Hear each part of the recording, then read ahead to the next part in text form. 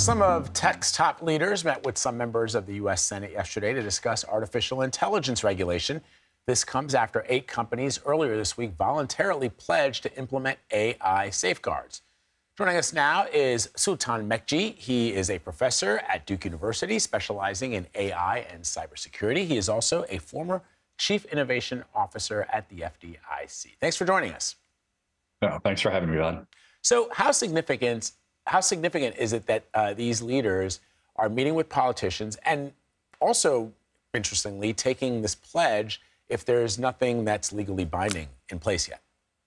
Well, it's fantastic that we're getting ahead of this a little bit compared to other technologies that have come over the last few years, like social media or 5G. So it's really exciting. And just like the previous segment showed, we've got a pretty big disconnect between the people who are building these technologies and the lawmakers in Washington who are kind of another generation and don't really know them. The significance, though, is kind of questionable because I think it's going to take a Herculean effort for anything to come out of these meetings. So there's a lot of talk about sort of regulation when it comes to AI, but as part of the challenge with, the government stepping in and regulating is that the technology moves so much faster than anything we can do in Washington. We're always trailing, right? Trying to make up laws for something that happened in the past. Meanwhile, AI is like at warp speed.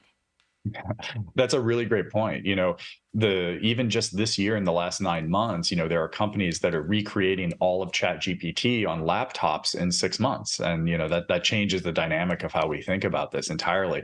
The thing I think a lot of people aren't paying attention to is that we have decades of regulation in place already that govern these kinds of activities. And it would be, I think, remiss of us not to look at the existing laws that are, to a degree, technology agnostic. At my old agency and at places like the CFPB, there are laws saying you can't use technology to be discriminatory against, for example, home mortgages. Well, that doesn't care if AI is doing it or a Perl script from 1992 is doing it or a 60-year-old person sitting at a desk is using it. And so I think we're missing a bit of an opportunity to modernize what already is on the books from a regulatory perspective. So if the United States leads on AI regulation, but other countries don't follow, could that be dangerous to us? Absolutely. The last thing we want to do is tap the brakes on something and have another nation state that's adversarial towards the United States, go warp speed ahead on it. And so that's, again, why I think any regulatory discussion needs to very much be focused on the global competition around artificial intelligence and ensuring that the United States is the leader, not just from a regulatory perspective, but from an educational perspective, from a technology perspective, from a commercial perspective.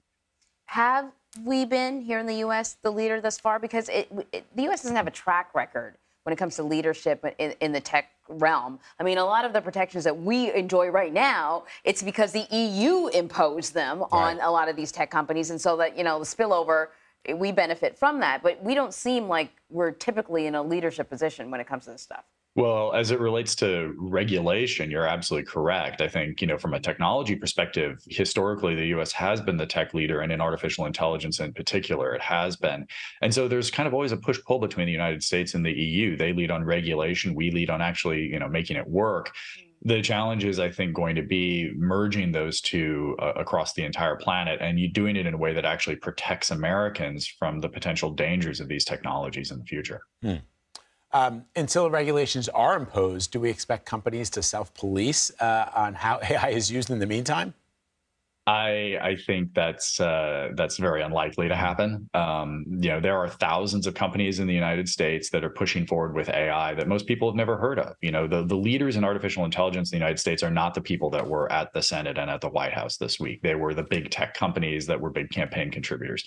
Most of the companies that are doing really interesting work on AI are frankly trying to stay out of the way so that they don't get slowed down by politicians. All right, Sultan Meghji, thank you so much. Thanks for having me.